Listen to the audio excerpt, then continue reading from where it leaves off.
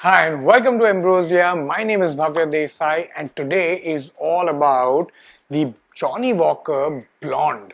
Now this bottle was with us since quite some time, but unfortunately we were really busy and also I was traveling, which explains a little bit of the time as well. So that's why we really couldn't get to the review of this. But this is the newest scotch which has come from Diageo, and this is more of a affordable version of the infamous Black Label. Now the price of this bottle is rupees 2,950 in Mumbai, but of course you will get it for a much cheaper price in Chandigarh at about rupees 1,500. Now the reason why I say that this is a more affordable version of the Black Label is because this actually is touted as more of a mixing blended scotch by Diageo. So in this video we're going to review this and see how it tastes. But before we do that, do subscribe to our channel. Of course, put the bell notifications on as well. Do follow us on Instagram as well over here. And definitely let's get this review started.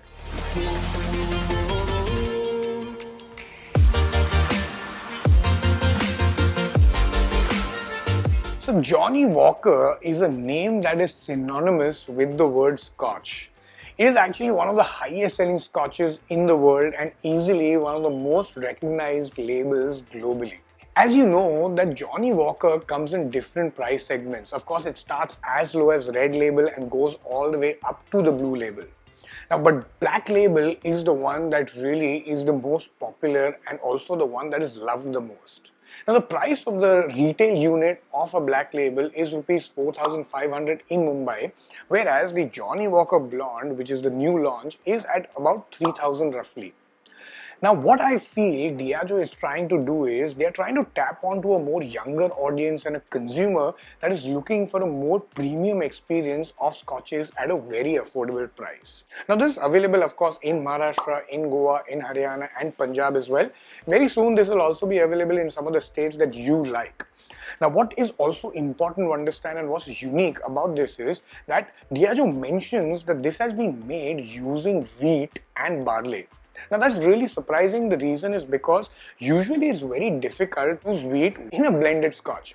So which means what I feel is they must have used the combination of wheat and barley in making that grain spirit, because grain spirit, as you know, is very important in making the blends of all the Johnnie Walkers that we've tasted. So before I start talking about the packaging, let's just first open up the bottle and just pour it. So let's sit a little bit so that it opens up.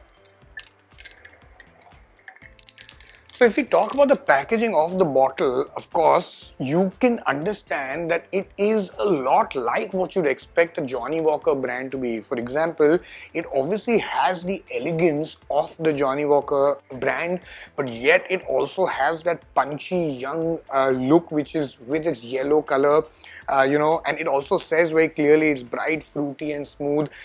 Honestly, with this yellow color, I have a feeling that when they say it's fruity, I think it might have a little bit of a lemony zing as well. It has a lemon yellow color as well. Of course, lemon is not a fruit, but still, it also clearly mentioned that it is best used and made for mixing.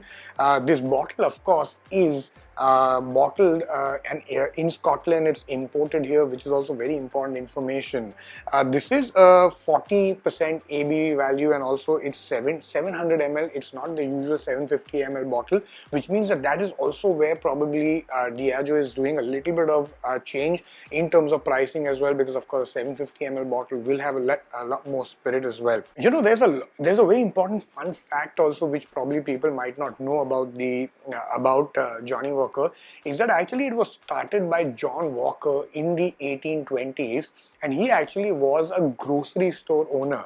Now, he didn't have a distillery of his own, of course, and he was really interested in making blends, and he used to play around a lot with making blends. And that's when the infamous Johnnie Walker or Black Label blend came about. In terms of color, of course, you can see that it is kind of goldeny. Also, very important information also is that this has permitted added color to it as well. So that's what. Let's just give it one more nice swirl and yeah. So clearly, I mean, it says it has fruit. It says it's a little bright. You definitely get that fruit as well for sure. I'm getting definitely a little bit of lemon for sure.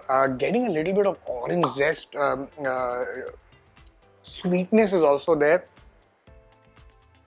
Something like a honey, sort of a vanilla, sort of a sweetness for sure. Yeah, no spices. It's more of a fruity, sweety sort of notes. Let's just taste it and see how it is.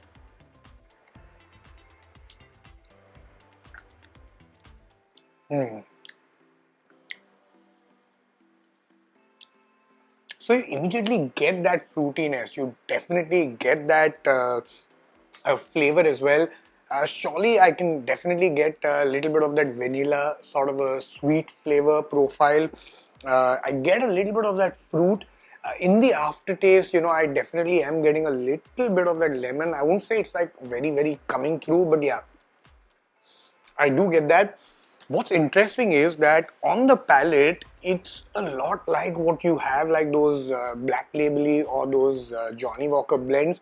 It is slightly creamy on the palate a little later on, which is what I'm feeling. The finish is really, really short.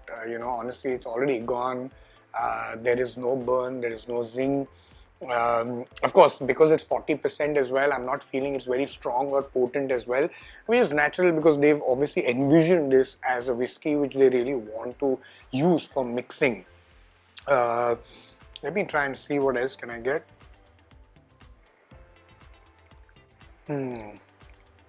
Yeah, so in terms of aroma, when you actually get that little bit of orange zesty thing, it doesn't really translate onto the palate.